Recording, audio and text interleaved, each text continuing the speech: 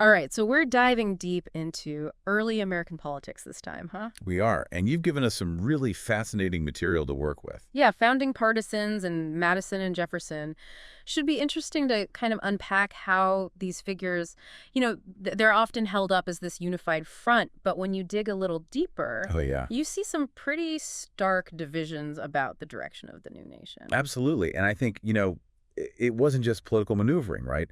These divisions stemmed from some really fundamental disagreements Yeah. about the nature of power, liberty, the very soul of this American experiment they were undertaking. Right from the start. And speaking of starting points, I mean, the backdrop for all of this is that we've got a nation emerging from the Revolution, saddled with the Articles of Confederation, which, Well, let's well, just say they weren't exactly a recipe for success. they were a bit of a mess, to put it mildly. It was a nature, I mean, you have to remember, born out of this deep desire to escape tyranny. Yeah. Right? So there was a real reluctance to embrace anything that looked like a strong, centralized authority. Sure. But of course, that created its own set of problems. Internal divisions, economic instability, and a government that just seemed incapable of any kind of effective action. Yeah, like afraid of its own shadow in a way. Exactly. And this is where things get really interesting because this is where we get the Constitutional Convention. And we see someone like James Madison, who initially, if you go back and look, he was in favor of a weaker national government. Right. He becomes this key figure in arguing for, essentially a more robust federal system. Right. What do you think caused that change? Well, it's a question that I think historians are still debating, but it seems like it's probably a combination of things, right? Yeah. On the one hand, I mean, Madison was, as we know, a student of government, Yeah. right? Incredibly thoughtful. He's witnessing firsthand the shortcomings of this weak central government under the Articles. Right. So he's seeing it play out in real time. Exactly. Yeah. But then at the same time, you have his evolving views on factions. I mean, he really lays this out in Federalist 10. Oh, that's right. Yeah. And I think that suggests a much deeper kind of evolution in his thinking. Right. So remind me, what were his main concerns with factions, and how did a larger republic, in his view, kind of offer a solution to that problem? So Madison, he's really worried about factions, right?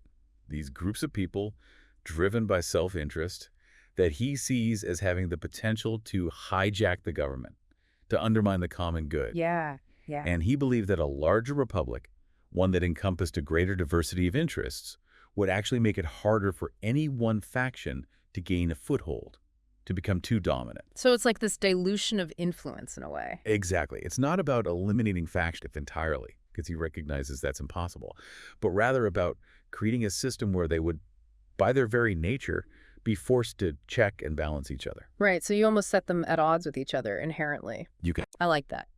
Now, meanwhile, you've got Thomas Jefferson, who's over in France at this time. Our minister to France, yes. He's getting these fragmented reports of what's being cooked up back home with this new constitution. And you can imagine how that must have fueled his anxieties about centralized power. Oh, absolutely. Yeah. And you can't discount the fact that, Jefferson and Hamilton, they come from fundamentally different worldviews. Totally. So this distance, this physical distance, coupled with that inherent difference in perspective, it really laid the groundwork for this alliance between Jefferson and Madison. Yeah. And that's really what ends up defining the early partisan landscape. It's so interesting how these relationships kind of formed and shifted. It really is. And it gets even more complicated, I think, when you bring Alexander Hamilton into the mix, right? I mean, here you have this incredibly ambitious figure.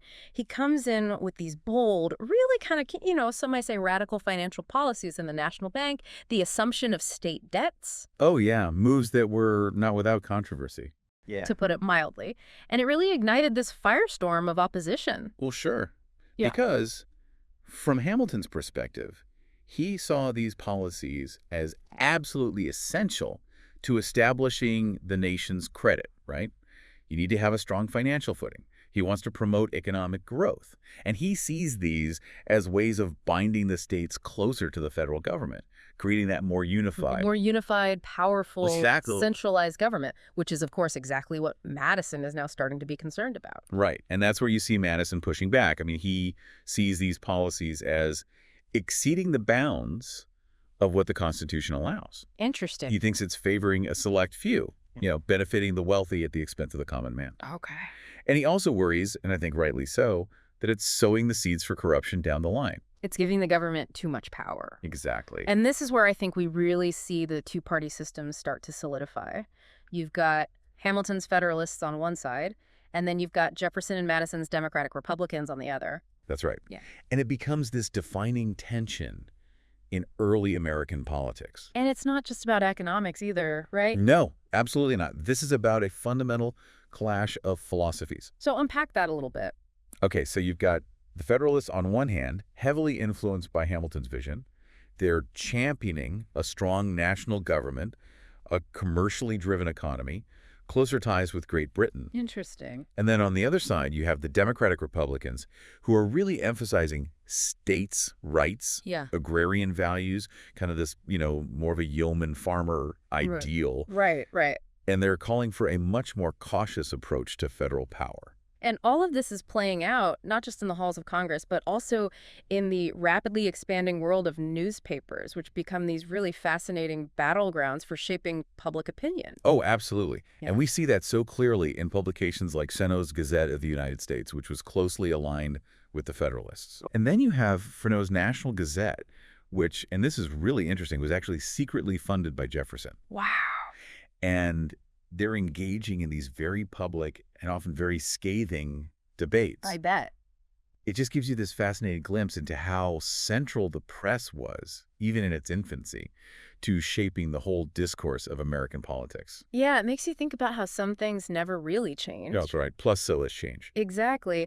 But I think what sometimes gets lost in all of this talk about ideology and policy is the very human element of just, well, rivalry, right? I mean, these figures, particularly Jefferson and Hamilton, their disagreements weren't just political. This was personal. Oh, absolutely. It was fueled by ambition, ideals, ego. I mean, you name it, it was in there. Yeah. Yeah. And it's that personal dimension, I think, that often gets overlooked in the more traditional accounts of this period. But it's what makes it so compelling, right? I mean, take, for instance, Jefferson's covert support of James Callender, this journalist who was known for his really vicious attacks on Hamilton, sometimes even delving into his personal life. Right. It just highlights the stakes, the lines between public and private are blurred, and these guys are going to great lengths to advance their vision. They were playing for keeps. They were. And like you said, just as these internal divisions are really heating up, you have the French Revolution erupting. Talk about adding fuel to the fire, right? Right. And this wasn't just some, distant European conflict. I mean, this really exposed this fundamental divide within the newly formed United States. How did these figures, who had just fought a war for liberty, how did they reconcile their own views with what they're seeing unfolding in France? Well, you see these really starkly different reactions, right? Yeah. Jefferson, ever the optimist and a real believer in the power of revolution, he sees this as kind of a natural progression of the ideals that America had just fought for. Right. The French Revolution, to him, it's this beacon of hope, right? Proof that republicanism could take root across the globe. Spreading like wildfire. Exactly. Hamilton, on the other hand, not so much. Not buying it. Not at all. He sees chaos, violence, and he's deeply concerned about the potential threat to American stability. Yeah, this is the problem with revolutions, right? I mean, they're messy, they're unpredictable, Absolutely. and the outcome is never guaranteed. Yeah. And of course, this puts Washington, who's trying to navigate this incredibly delicate period, in a really tough spot. Oh, for sure. I mean, he's desperate to chart this neutral course for the young nation. Stay out of it. Exactly. But neutrality, as they're about to find out, is a lot easier said than done. Right.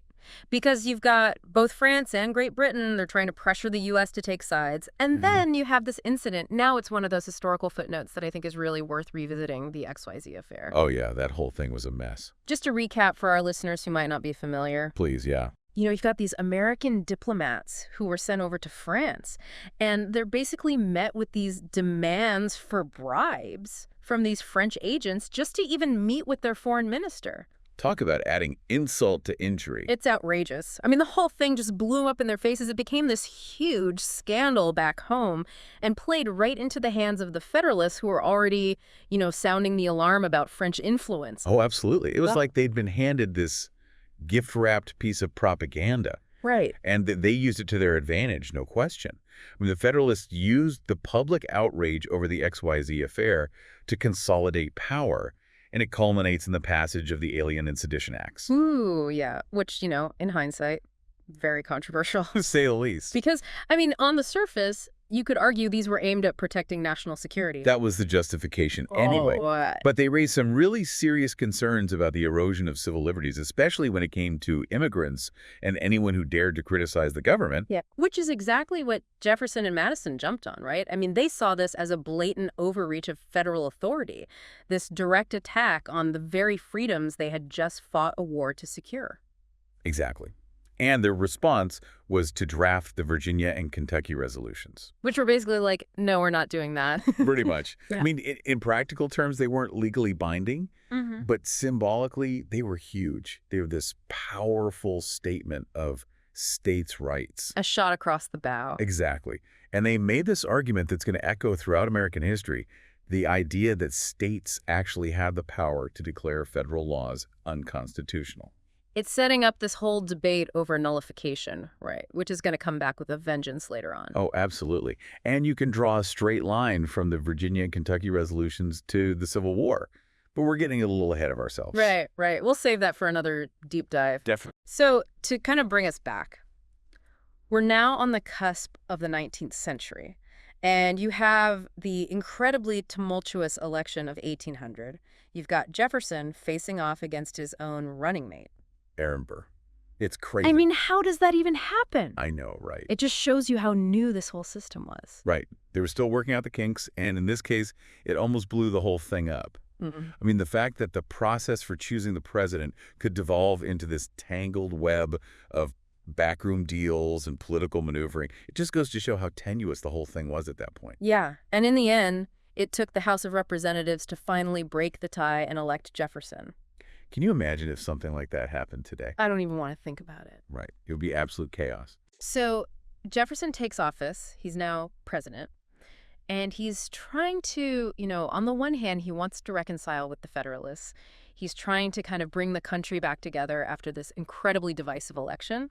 But on the other hand, he's also got his own agenda. And I think nothing exemplifies that more than the Louisiana Purchase. Right. I mean, talk about a legacy-defining moment. This is huge. Yeah. He basically doubles the size of the United States overnight. It really is mind-boggling when you think about it. It's this massive land grab. And it's fulfilling that Jeffersonian vision of westward expansion, right? This agrarian republic where everyone's got their own plot of land. Right. But of course, it also brings this whole host of new challenges. Absolutely. I mean, how do you manage relations with the European powers who are also vying for control of this territory? How do you deal with the question of slavery, which is already becoming this incredibly divisive issue? Right. I mean, how do you even begin to govern this vast and increasingly diverse territory? These are not small problems. Not at all. And then, to make matters worse, tensions with Great Britain are continuing to escalate, and Jefferson finds himself wrestling with the very foreign entanglements he had always sought to avoid. It's the great irony of his presidency, right? He comes into office determined to keep America out of European wars, and yet he ends up leading the country right to the brink of one. So what does he do? Well, he tries to thread the needle with the Embargo Act. Which was not exactly his finest moment. Not exactly. I mean, the idea was to use economic pressure to force Great Britain and France to respect American neutrality, right? You cut off trade, you hurt them where it hurts. Right. But in reality, the embargo backfires spectacularly.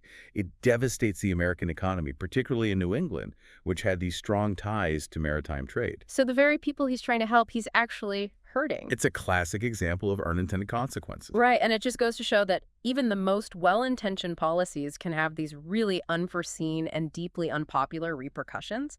Absolutely.